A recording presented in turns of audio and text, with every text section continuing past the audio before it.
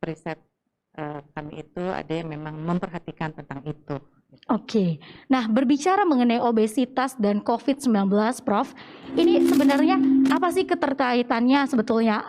Kenapa mereka yang mengalami obesitas itu rentan untuk kena COVID-19 ini, Prof? Ya, tadi sudah disampaikan bahwa berdasarkan hasil riset didapatkan bahwa ini bukan hanya di Indonesia saja.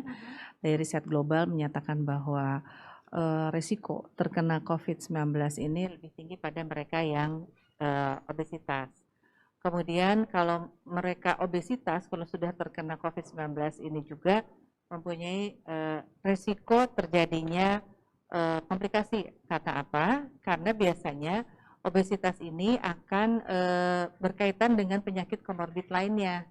Jadi ada yang kita sebut sebagai sindroma metabolik atau metabolic syndrome, yang awalnya itu adalah karena terjadinya obesitas sehingga memicu terjadinya resistensi insulin dan akhirnya terjadilah yang kita sebut sebagai gangguan toleransi glukosa dan terjadilah diabetes. Dan juga dalam kondisi obesitas ini juga memicu terjadinya juga hipertensi.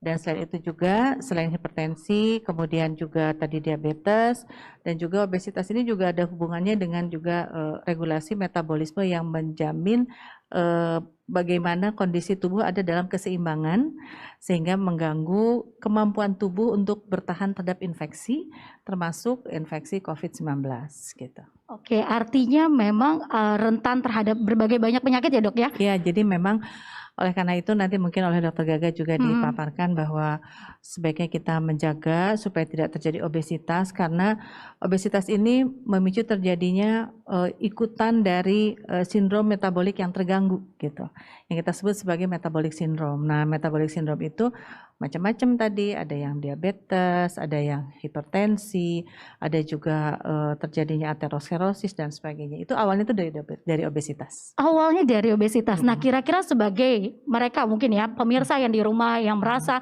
menderita atau obesitas itu, kira-kira apa yang harus dikonsumsikan, Prof? Ya, yang pasti untuk menghindari obesitas tentu saja kita harus mengukur input dan output gitu ya.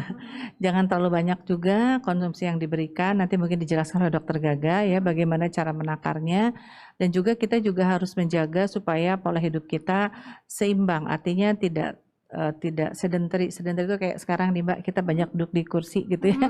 Jadi walaupun kita diam di rumah, tapi tetap saja setiap mungkin 4 jam sekali kita coba untuk keluar, menghirup udara segar, kemudian juga beraktivitas, artinya jalan kaki di sekitar rumah ataupun juga olahraga kecil, itu harus dilakukan. Kadang-kadang dengan work from home ini juga kita jadi lupa waktu terus saja gitu ya di depan gadget kita untuk melaksanakan kegiatan secara online. Jadi itu tadi, sehingga cenderung banyak kan teman-teman kita juga, aduh saya di rumah kok jadi tambah gemuk nih gitu ya. Mungkin karena akses ke makanan dekat gitu ya. Kemudian juga selain itu juga tadi kita kurang adanya aktivitas. Nah,